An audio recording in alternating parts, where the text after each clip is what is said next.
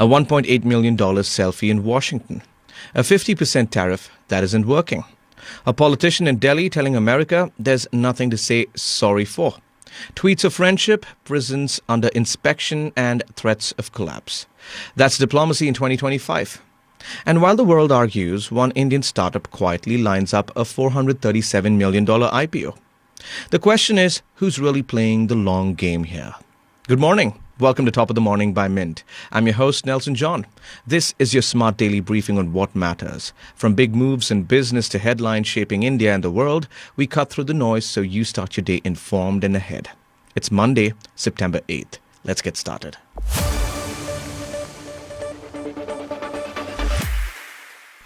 Now, picture this. While diplomats exchange pleasantries, India's sharpest political voice just called out America's bluff. Congress MP Shashi Tharoor didn't mince words Sunday when asked about the supposed warming of India-US relations. I don't think we have anything to say sorry about at all, he shot back, directly responding to US Commerce Secretary Howard Lutnick's prediction that India would eventually say sorry and try to make a deal with Trump. I don't think we have anything to say sorry about at all. You know that India has behaved with a great deal of maturity on all of this. Tharoor's timing couldn't be more pointed. While PM Modi and Trump exchanged diplomatic niceties last week, the former UN diplomat warned against forgetting the 50% tariffs or the insults that came with them. Here's the kicker. Tharoor reminded everyone that previous American administrations, including Biden's, actually asked India to buy Russian oil to stabilize global prices. Trade with Russia and oil was actually blessed by previous American administrations, he said. But Trump's Treasury Secretary Scott Bessent just doubled down, calling for more sanctions on countries buying Russian oil, which would devastate India's energy security. Bessent wants an economic collapse to force Putin into Ukraine peace talks. Tharoor's warning about Trump's mercurial temperament suddenly looks prophetic. While India maintains its strategic autonomy, buying discounted Russian oil, America's mixed signals continue. One day, they're friends. The next, they're just threatening economic warfare. The 50% tariffs are already hurting Indian businesses, and Tharoor's message is clear. India won't apologize for protecting its national interests, regardless of Trump's mood swings. So here's what's happening with Trump in India right now. And it's honestly pretty fascinating from a geopolitical standpoint. Trump, as we know, slapped massive tariffs on India. We're talking 50% total, doubling them from 25% because India kept buying Russian oil. His thinking, squeeze India hard enough and they'll bend. But here's the thing. It's not working. Former Indian diplomat KP Fabian just called it out, saying Trump's starting to realize his triple T strategy, what he calls trumped up Trump tariffs, isn't getting the results he wanted. And you know what? India's response has been basically thanks, but no thanks. They're not budging. As Fabian put it, India is a civilizational state that wants to be friends with everyone, but won't take dictation from anyone.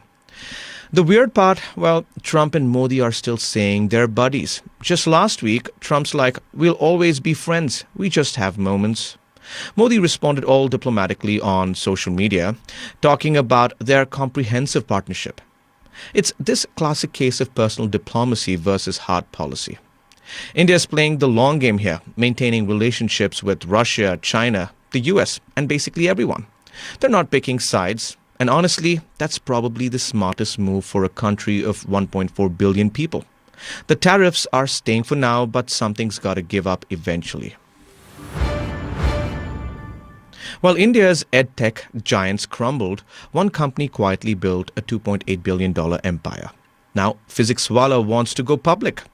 The education platform just filed for a massive $437 million IPO, making it the biggest edtech public debut since the sector's spectacular meltdown. Remember Byju's, once worth $22 billion, now facing insolvency, Unacademy, and Vedantu. Massive layoffs and investor exodus. But Physics Wallah, they tell a different story. Revenue jumped 49% to $330 million last year, while losses shrunk dramatically from $130 million to just $28 million. That's the kind of turnaround investors dream about. founded by Alak Pandey and Pratik, PhysicsWallah cracked the code that others missed: affordable quality education for India's millions. While competitors burned cash on celebrity endorsements and fancy offices, PhysicsWallah focused on substance over style.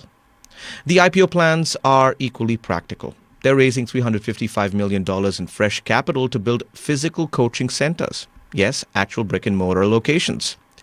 The rest comes from founders selling their shares, a healthy sign that they're confident about the company's future.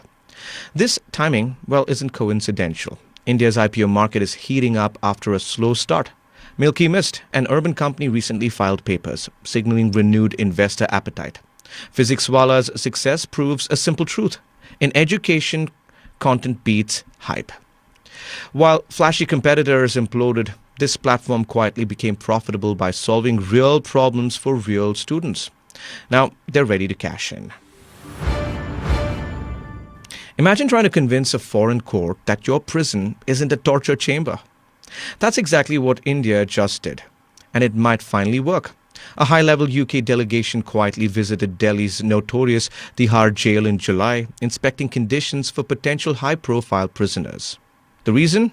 Britain keeps refusing to send back fugitive billionaires like Vijay Mallya and Nirav Modi because UK courts believe they'll face torture or violence in Indian prisons.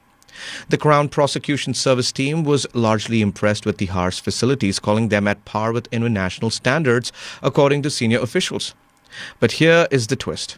India offered to create a special enclave within Tihar exclusively for extradited fugitives, ensuring their safety and comfort. This visit came after two embarrassing court defeats. UK courts freed arms dealer Sanjay Bhandari and fraud suspects Veer Kiran and Ritika Astri, specifically citing concerns about Tihar's conditions. The judges worried about real risk of extortion, torture or violence. Those rulings sent panic through Delhi. India scrambled to provide sovereign guarantees. Now, the stakes couldn't be higher. India has 178 pending extradition requests worldwide, with 20 cases stuck in UK courts alone. Beyond Mallya and Modi, the list includes underworld figures and Khalistani separatists. This Tihar makeover represents India's desperate attempt to fix its international reputation. After years of fugitives living comfortably in London while Indian agencies watched helplessly, Delhi is finally addressing the root problem, convincing the world that Indian justice doesn't require medieval conditions. Here's how modern diplomacy really works. When your relationship with America goes south, you don't just send strongly worded letters. You hire Trump's own guy for $1.8 million. Meet Jason Miller, Trump's former campaign strategist, who's now India's highest paid lobbyist in Washington. This week, he casually dropped by the White House for a friendly chat with his old boss, posting a smiling photo with the caption, "Fantastic week in Washington." The timing couldn't be more strategic. Just days earlier, Trump publicly complained about India buying Russian oil, saying, "I just don't like what he's doing right now," about Modi. But he quickly added that they'll always be friends. Classic Trump diplomatic whiplash. Miller's $1.8 million annual contract with India's embassy shows just how seriously Delhi takes Trump's unpredictable moods. Well, this isn't Miller's first rodeo either. He was Trump's communications director pick in 2016 before a scandal derailed those plans. What makes this fascinating is the access Miller provides. While other countries struggle to decode Trump's tweets, India has a direct line through someone who understands how Trump exactly thinks and operates. India's foreign ministry insists this is standard practice, pointing to similar arrangements dating back to 1950s. They're right, every major embassy hires influence peddlers. But few get the kind of presidential FaceTime Miller just showcased. The real question isn't whether Miller discussed India during his White House visit. It's whether his mere presence there sends the message that India's $1.8 million investment is already paying dividends. That's all for today. Thank you for joining in. We are eagerly looking forward to our next Top of the Morning episode, which will be packed with the latest news.